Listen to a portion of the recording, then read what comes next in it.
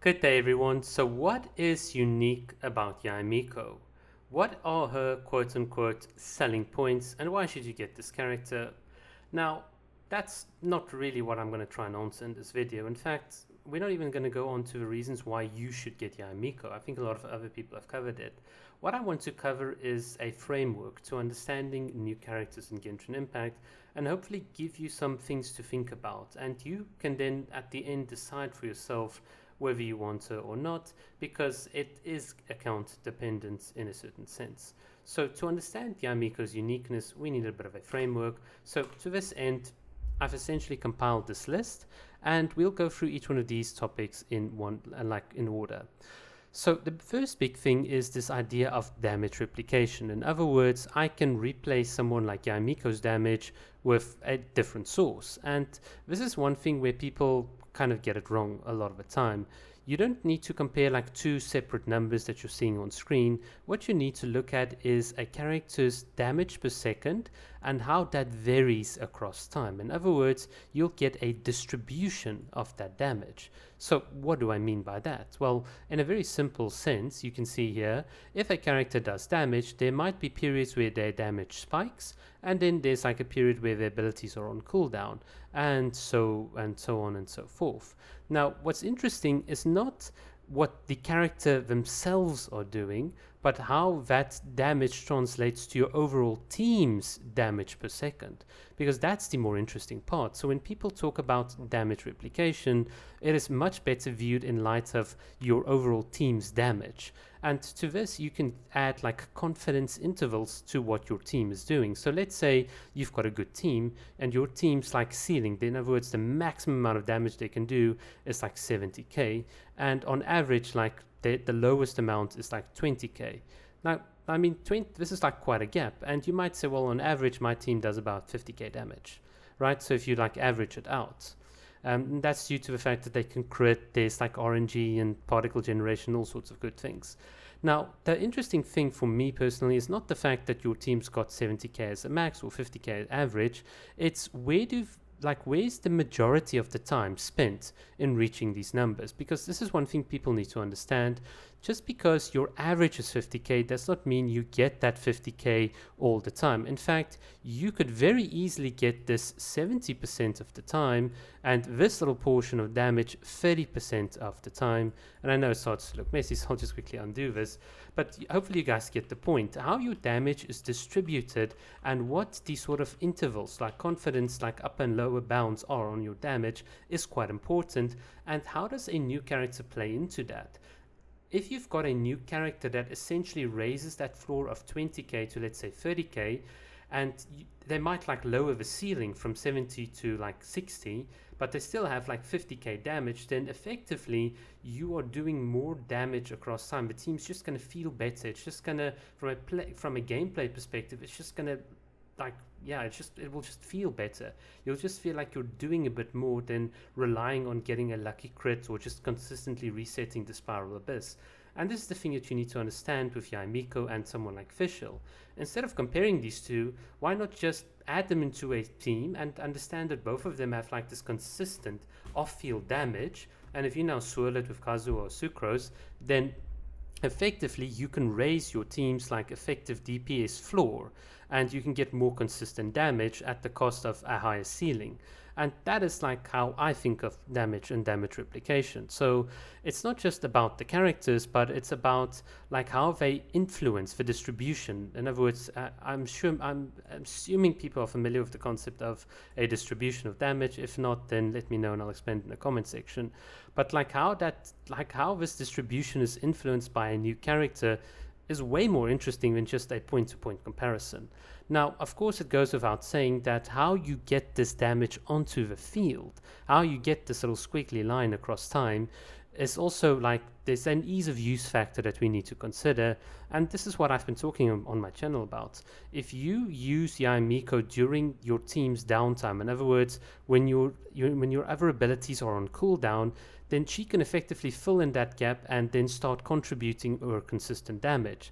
I think the most devastating thing on the internet is this idea of triple E, Q, triple E. It's just like, why? Why would you want to do it when you can reset your when you can use your elemental burst like 12 seconds later because your turrets are ticking for 14 seconds.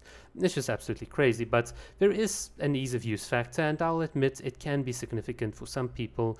But this all leads into what we could call not an opportunity cost, but a replication cost of including a new character. So basically, if I include Yae Miko into a team like the Rider National, you might find that let's say if I'm replacing Xingshu, that the extra damage she's now providing is just too high. In other words, by replacing her with another character, the replication cost is too high to justify putting her into the team. Now, does that say anything about how bad she is?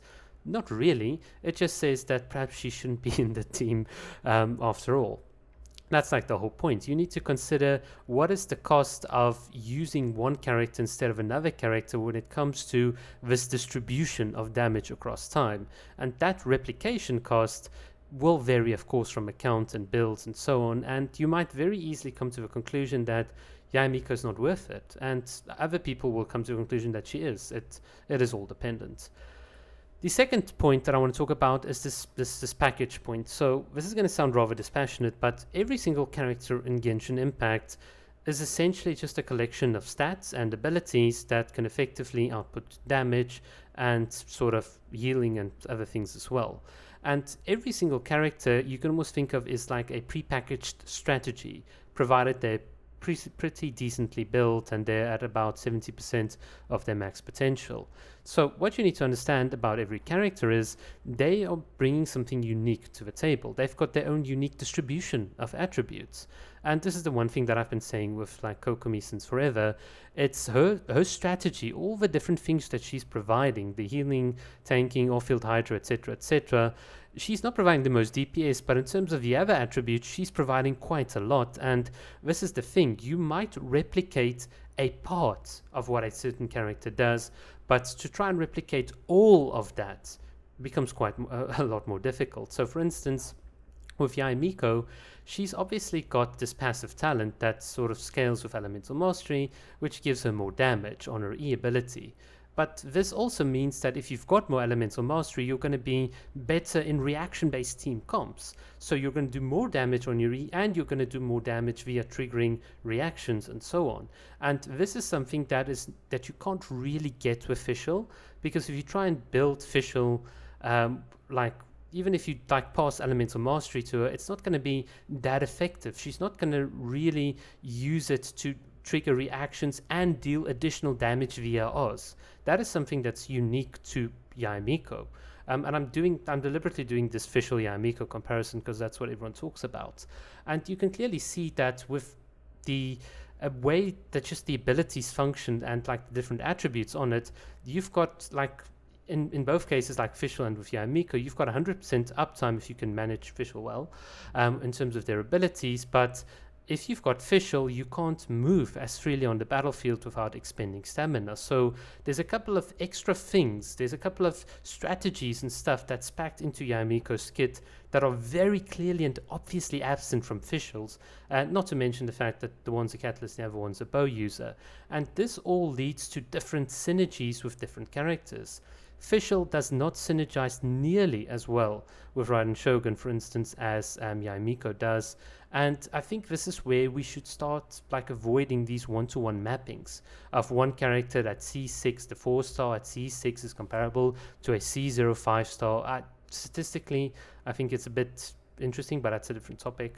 I don't think those comparisons are actually valid, and they're not valid for the simple fact that Yae Miko and Fischl have got their own synergy that you can play them together. So instead of trying to replace the one with the other, why not put them together? It's there's a lot of things that I think that are wrong with this one-to-one mapping, because it leads to false conclusions on the uniqueness of a character, whereas if you truly understand synergies and the prepackaged strategy that a given character gives you, you'll find that there's a lot more in the kit. Now, if your assessment is not the same as mine, and you don't agree, and you think Yae Miko is not unique, then that's fine. I mean, this all I think also generally boils down to my last point, and that's the point on play style.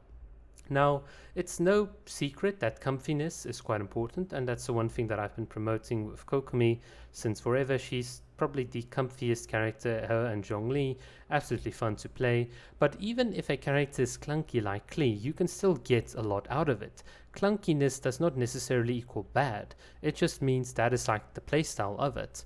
And I think there are things to be said, like for people that have like a high APM, device limitations. I mean, if you're playing on an iPad or you're just sitting back on your bed playing a mobile like half-heartedly, I mean, this does affect quite a lot of things. It does affect your ability to use someone like Yae Miko effectively.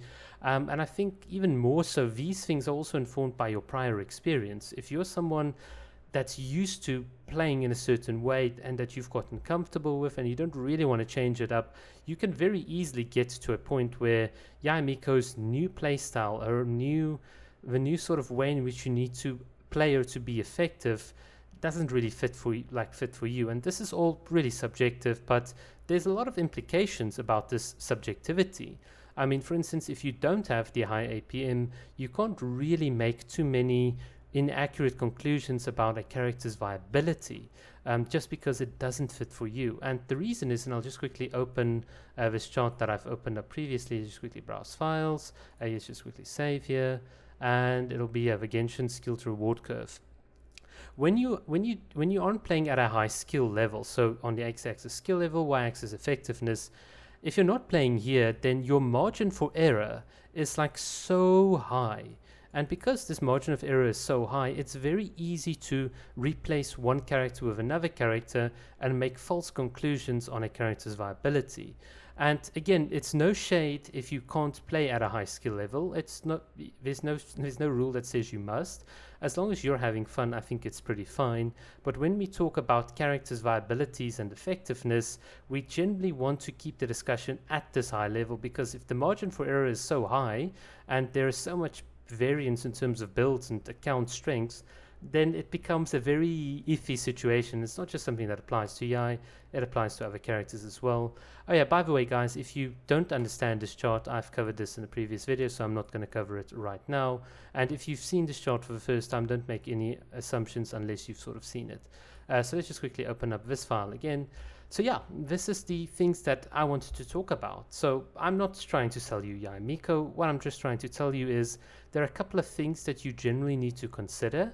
And if it works out for you, it does. But do understand that from a viability perspective, it's a lot more nuanced, it's a lot more deep. And I think this video has already gone on for way too long. If you've been listening right up until the end, thank you so much. I really appreciate it. And yeah, if you've got Yae and you like her, all the power to you. I love her. Alright guys, cheers.